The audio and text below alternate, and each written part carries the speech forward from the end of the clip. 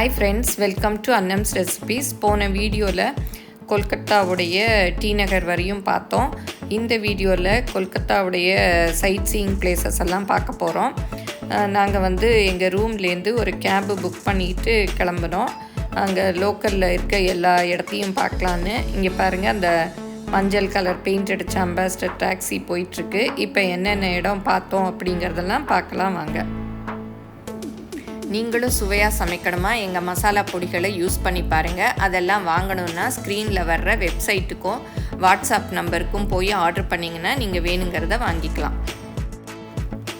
First நம்ம கல்கத்தாவோட ஃபேமஸான காளி கோயில் தான் பார்க்க போகிறோம். அது காளிகாட் அப்படிங்கிற இடத்துல இருக்குது. இப்போ நம்ம பார்க்குறது கல்கத்தாவோட cricket stadium, Eden Garden cricket stadium. இந்த ஸ்டேடியம் இந்த ரைட் சைடில் தெரியுது பாருங்கள், அதுதான். அதை தாண்டி தான் நாங்கள் அந்த காளிகாட் டெம்பிளுக்கு போனோம். அந்த டெம்பிள் எல்லாருக்குமே தெரியும், கல்கத்தா காளின்னு சொல்லுவோம் இல்லையா, அந்த டெம்பிள் தான். அது ரொம்ப கூட்டமாக இருந்தது. அந்த 3 நாளும் ஃபெஸ்டிவல்னால ரொம்ப கூட்டமாக இருந்தது. இப்போ அந்த கோயில்கிட்ட போயாச்சு.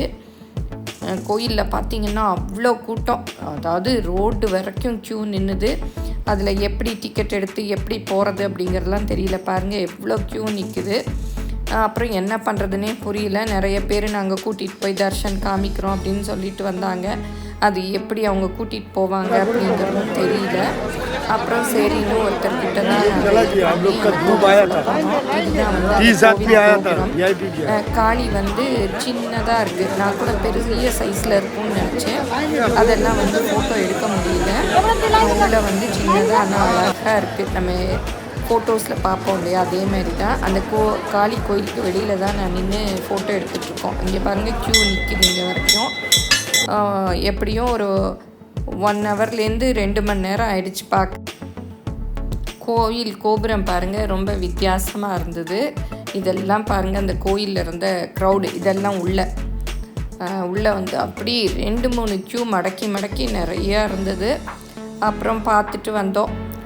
பார்த்துட்டு வெளியில் வர்றச்சே அங்கே ஷாப்பிங் எல்லாம் இருந்தது. அப்புறம் கல்கத்தாவோட ஃபேமஸ்ஸு அந்த சங்கு வளையல் விற்றுது. அப்புறம் அந்த காளியோடைய முகம், அப்புறம் குங்குமம், அந்த மாதிரி அந்தந்த கோயில்கிட்ட அந்தந்த ஊரில் உள்ள ஃபேமஸான பொருட்கள் எல்லாம் விற்றுட்டு இருந்தது. அப்புறம் இதெல்லாமே சங்கு பேங்கிள்ஸ் தான்.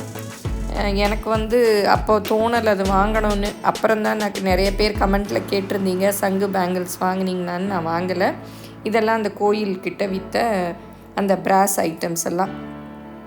இதெல்லாம் பார்த்து முடிச்சுட்டு அப்படியே நாங்கள் நேதாஜி சுபாஷ் சந்திர போஸ் அவங்க வீட்டுக்கு தான் வந்தோம். இதுதான் அவருடைய வீடு. இது என்ட்ரன்ஸில் இந்த மாதிரி வச்சுருக்காங்க.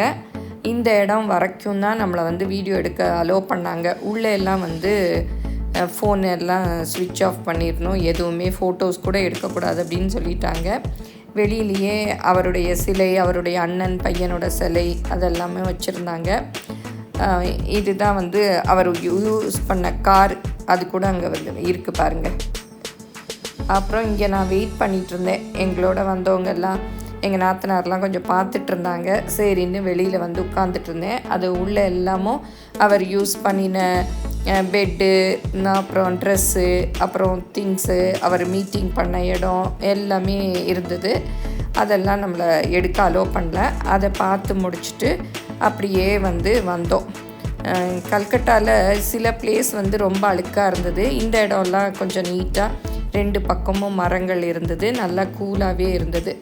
இப்போ நாங்கள் பார்க்க போகிறது விக்டோரியா மெமோரியல். அது ரொம்ப கட்டாயம் பார்க்க வேண்டிய இடம், ரொம்ப நல்லா இருந்தது. இப்போ நம்ம அந்த விக்டோரியா மெமோரியலை தான் பார்க்க போகிறோம். இது அதுக்குரிய என்ட்ரன்ஸ் கிட்டேயே நம்ம டிக்கெட்ஸ் வாங்கிக்கணும். டிக்கெட் வாங்கிட்டு தான் உள்ளே விடுறாங்க. இங்கே வெளியிலே தண்ணி பாட்டில், சிப்ஸ் அந்த மாதிரி ஐட்டம்ஸ் எல்லாம் விற்றுது. உள்ளே ரெஸ்டாரண்ட் இருந்த மாதிரி போட்டிருந்தாங்க, பட் நாங்கள் பார்க்கல. அப்புறம் இந்த மாதிரி வேர்க்கடலையெல்லாம் பேப்பர் பேக்கையே செஞ்சு அதில் தான் வச்சுருந்தாங்க. அந்த பேகு நல்லா இருந்தது, அதுக்காக அதை வீடியோ எடுத்தேன். அப்புறம் உப்பு கடலை, பட்டாணி, அந்த மாதிரி அவங்க நிறைய அந்த மந்தார இலை, பேப்பர் பேக் அந்த மாதிரி தான் யூஸ் பண்ணுறாங்க.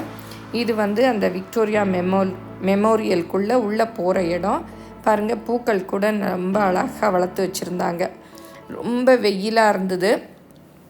இருந்தாலும் பூக்கள் எல்லாமே நல்லா அழகாக இருந்தது, பூத்திருந்தது பாருங்கள். அங்கே ரொம்ப அப்படி வெயிலே சுற்றுனதுனால ஃபேஸே அப்படி வேர்த்து டயர்டாகிடுச்சு. இங்கே வந்து ஒரு குட்டி ஓடை மாதிரி கூட இருந்தது, அது கூட இருக்கவும், அந்த ஓடை இருக்கவும் அங்கே கொஞ்சம் சில்லுன்னு காற்று வீசிச்சு, நல்ல கூலாக இருந்தது அந்த இடத்துக்கிட்ட. இது வந்து அந்த விக்டோரியா மெமோரியலுடைய வியூ பாருங்கள், இங்கேருந்து தெரியுது. இதெல்லாம் அங்கே இருந்த ரோஸ் கார்டன், நிறைய ரோஜா பூக்கள் கூட பூத்திருந்தது. அங்கே நடக்கிறதுக்கு பார்த்திங்கன்னா கூழாங்கல் மாதிரி போட்டு வச்சுருந்தாங்க, அது எதுக்காக போட்டிருந்தாங்கன்னு தெரியல, நிறைய இருந்தது. இதுதான் அந்த விக்டோரியா மெமோரியலுக்குள்ளே உள்ள ஹால்.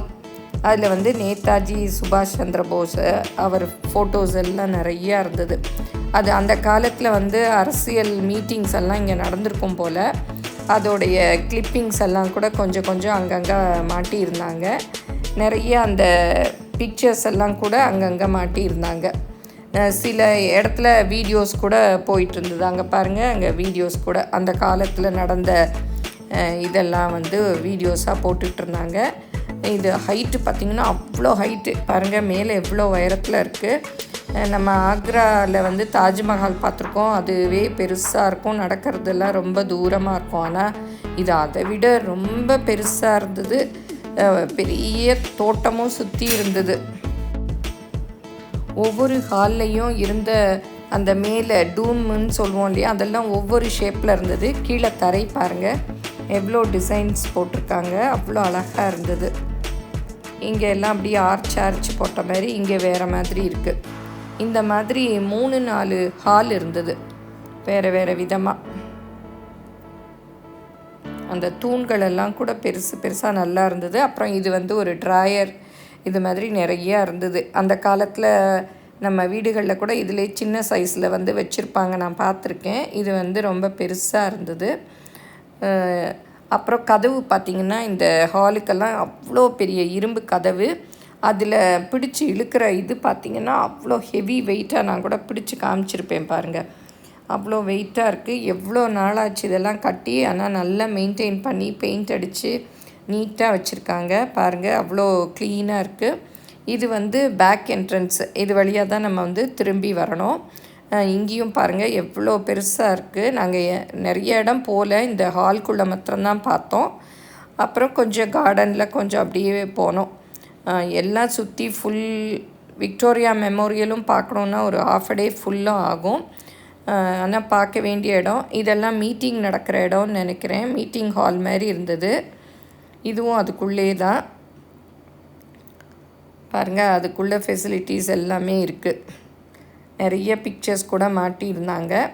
இது வந்து விக்டோரியா மெமோரியலோட கார்டன்லேருந்து எடுத்த வியூ பாருங்கள், எவ்வளோ அழகாக இருக்குது. அந்த பெயிண்டிங்ஸ் எல்லாம் கூட நல்லா இருக்குது. அதை நல்லா பராமரித்து இன்னி வரைக்கும் நீட்டாக வச்சுருக்காங்க. அதுதான் நம்ம அப்ரிஷியேட் பண்ண வேண்டிய விஷயம்.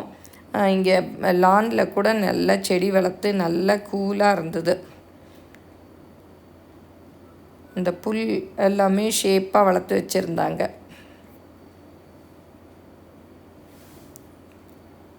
அப்புறம் இதுதான் வந்து அந்த விக்டோரியா மகாராணியோடைய ஸ்டாச்சு அங்கே இருக்குது பாருங்கள். அது வந்து ரொம்ப க்ளோஸ்அப்பில் எடுக்க முடியல, வெயில் ரொம்ப இருந்ததுனால அப்படி ஃபோக்கஸ் பண்ணுறதே கொஞ்சம் கஷ்டமாக இருந்தது. அப்புறம் அதெல்லாம் முடித்து அப்படியே வெளியில் வந்தோம். வெளியில் வந்தால் நாங்கள் இப்போ பார்க்க போகிறது வந்து விவேகானந்தர், எல்லாருக்குமே தெரியும் இல்லையா, அவருடைய வீடு தான் நம்ம இப்போ பார்க்க போகிறோம்.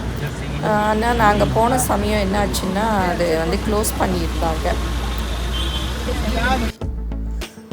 லஞ்சுக்கு க்ளோஸ் பண்ணியிருந்தாங்க.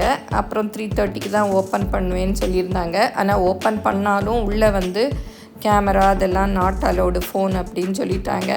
அதனால சரி வெளியிலேயே அவர் வீட்டை வந்து அப்படியே எடுத்துக்கிட்டோம். ராமகிருஷ்ணா மிஷன் அவங்க தான் இந்த வீட்டை பராமரித்து பார்த்துக்கிட்டு இருக்காங்க.